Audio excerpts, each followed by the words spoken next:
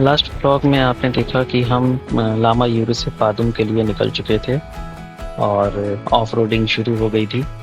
सिरसिरला हमने पार कर लिया था। अब हम दूसरे पास की ओर बढ़ रहे हैं जिसका नाम है सिंगेला। और अगर आपने अभी तक पिछला व्लॉग नहीं देखा है तो मैं रिक्वेस्ट करूँगा कि आप पहले वो देखें, फिर इस व्लॉग में कंटिन्यू करें।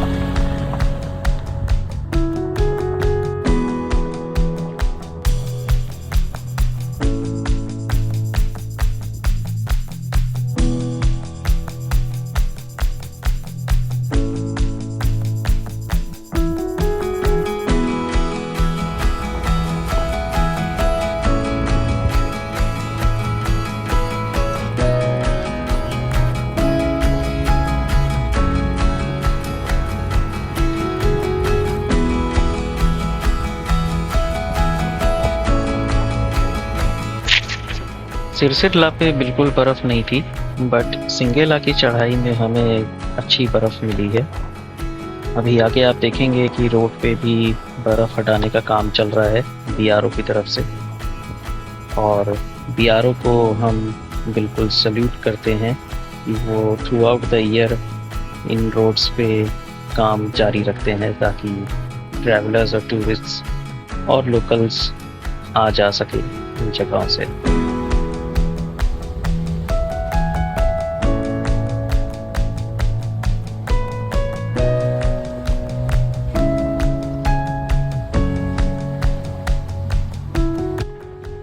और ये बर्फ़ का पानी ऊपर से पिघलता हुआ आते हैं और मिट्टी से मिलके स्लश बना रहा है।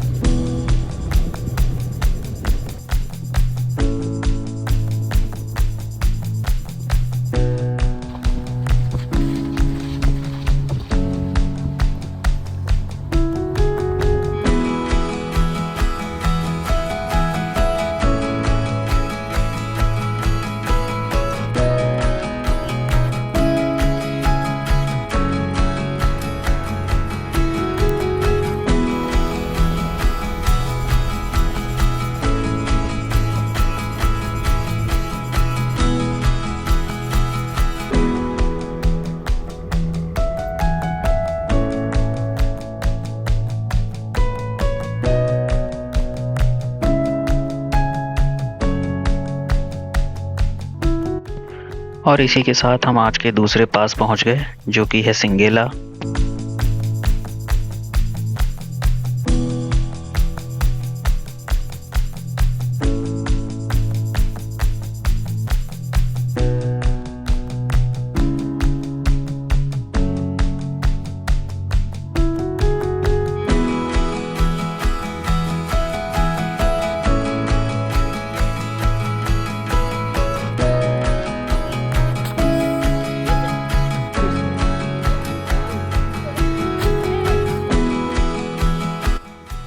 सिंगेला पे थोड़ी देर रुकने के बाद और मौज मस्ती करने के बाद अब हम आगे बढ़ेंगे। लद्दाखी फ्लैग्स में ये 5 कलर होते हैं, जिसमें कि हर कलर का सिग्निफिकेंस है। जैसे ब्लू आकाश के लिए, वाइट हवा के लिए, रेड फायर के लिए, येलो धरती के लिए और ग्रीन पानी के लिए।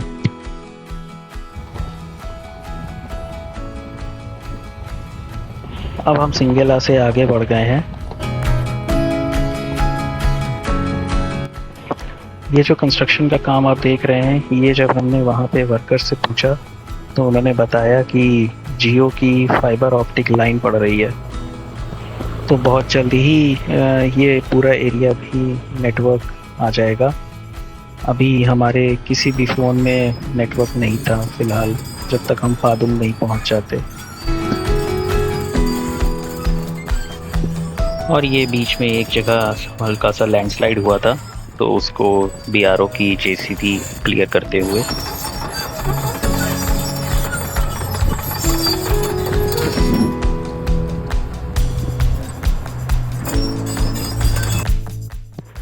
ये बीच में एक जगह आती है जहाँ से एक रास्ता योलचोंग की ओर कट जाता है और दूसरा लिंगशेड और ज़ांस्कर।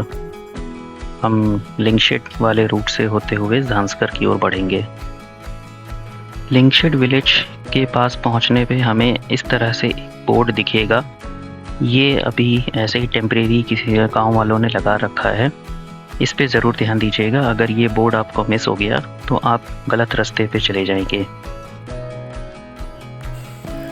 लिंगशेड के बाद जब हम नीचे उतर रहे थे ज़ांस्कर की ओर, तो हमारी कार में जो एक्सटर्नल TPMS लगा है उसमें बीप बजने लगी और जब हमने गाड़ी रोक करके चेक किया तो टायर काफ़ी गर्म हो चुके थे, क्योंकि हम पिछले 1 घंटे से रास्ता उतर रहे थे। फिर हमने यहाँ पे करीब आधे घंटे का हॉल्ट लिया ताकि हमारे टायर्स नॉर्मल टेम्परेचर पे वापस आ जाएं। और इत्तेफाक से हम एक ऐसी जगह जा कर के रुक गए थे जहाँ पे हमें एक अनब्लास्टेड डायनामाइट मिला। अभी हम थोड़ी देर के लिए रुक गए हैं। गाड़ी का जो टायर है उसका टेम्परेचर बढ़ गया था। अब हम दोनों गाड़ियाँ एक साथ रुके हुए हैं। पानी डाला हुआ है, उसमें पानी डाल रहे थे और देखिए दूर दूसरी गाड़ी। और एक गजब की चीज़ देखने को मिली है अभी। लगता है ये डायनामाइट हुआ है। ये देखिए, ये जला हुआ नहीं है, ये डायनामाइट आप देख सकते हैं क्लियरली। उसका जो आगे वाला पार्ट है, आगे वाला हिस्सा है, वो काला हो चुका है और ये अभी भी है ये इस पहाड़ में। तो kind of a good experience. तो ऐसे ही हमारे बॉर्डर रोड ऑर्गेनाइजेशन के लोग ऐसे ही पहाड़ तोड़ के रास्ता बनाते हैं और आज हमें देखने का मौका भी मिल गया। और ये है मेरे साथ हर्षित, जो कि साथ ही रहे इतने रफ टेरेन से हमारे साथ। गाड़ी है इनकी पूरी धूल धूल हो चुकी है। और ये है हमारे बाकी लोग। ये है हमारी यंगेस्ट ट्रैकर और ये है मिनी। मैं अर्पिता, थैंक यू।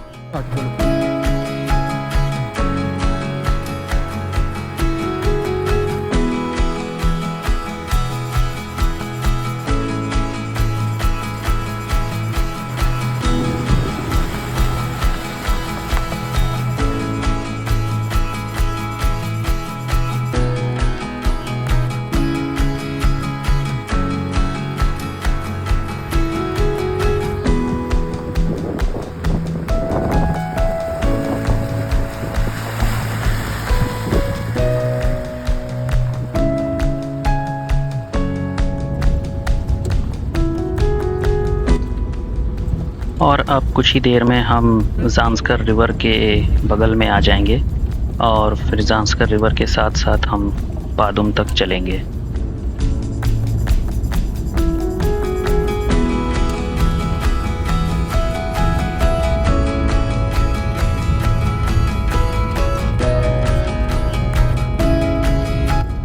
रास्ता अब और भी ज़्यादा ऑफ रोड होता जा रहा था और यहाँ पे आप देख सकते हैं कि कितना डिफ़िकल्ट है इस टेरेन पे चलाना।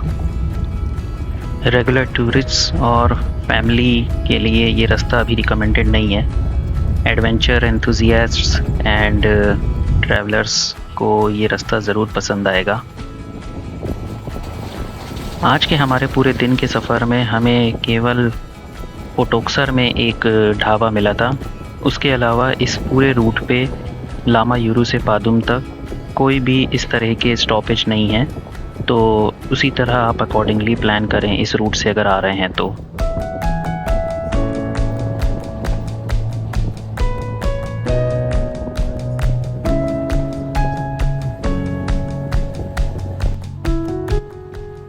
और ये है ज़ांस्कर रिवर जो अब हमारे साथ साथ पादुम तक चलेगी। यही है वो ज़ांस्कर रिवर जो सर्दियों में जम जाती है और इसी पे चादर ट्रैक होता है निम्मू से लेकर के पादुम तक।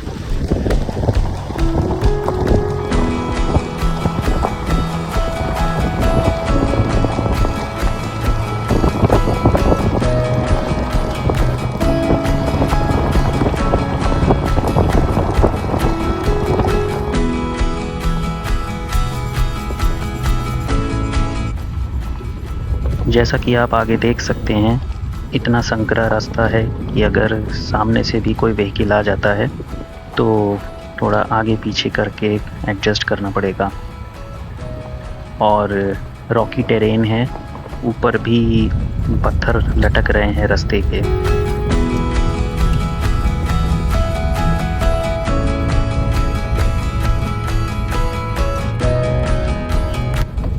मेरी गाड़ी XUV 500 ऑटोमेटिक है, इसलिए गियर चेंज करने का मुझे कोई एफर्ट नहीं है और दूसरे हाथ से मैं रिकॉर्डिंग कर सकता हूँ।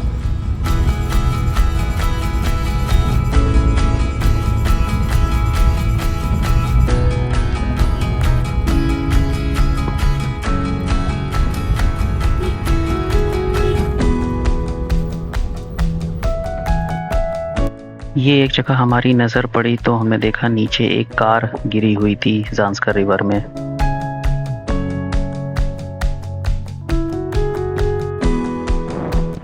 और फिर उस रॉकी टेरेन से 1 घंटे चलने के बाद ये खुला मैदान आ जाता है और इसका मतलब है कि अब हम ज़ांस्कर घाटी में पूरी तरह एंटर कर गए हैं और अब थोड़ी देर में हमें यहाँ के विलेजेस दिखने लगेंगे, जैसे कि जांगला और कारशा और फिर पादुम।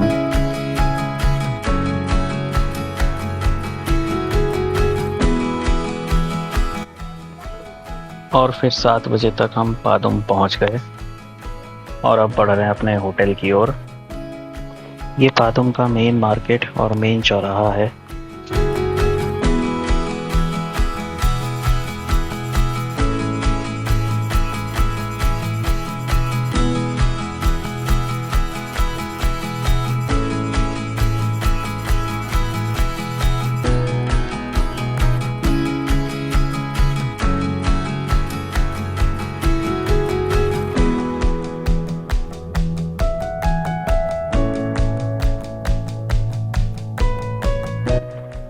हमने बुक किया था होटल ओमासीला 2 दिन के लिए।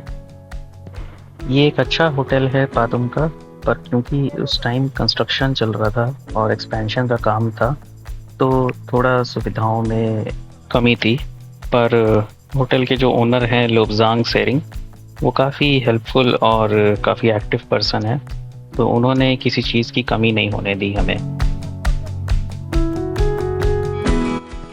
और फिर डिनर करके हम रात में ऊपर गए छत पे स्टार गेजिंग के लिए। पादुम में अगर क्लियर स्काई है तो काफ़ी ईजिली आपको बेयर आइज से भी मिल्की वे गैलेक्सी दिख सकती है। Please enjoy the pics as we end the day 7 in Padum.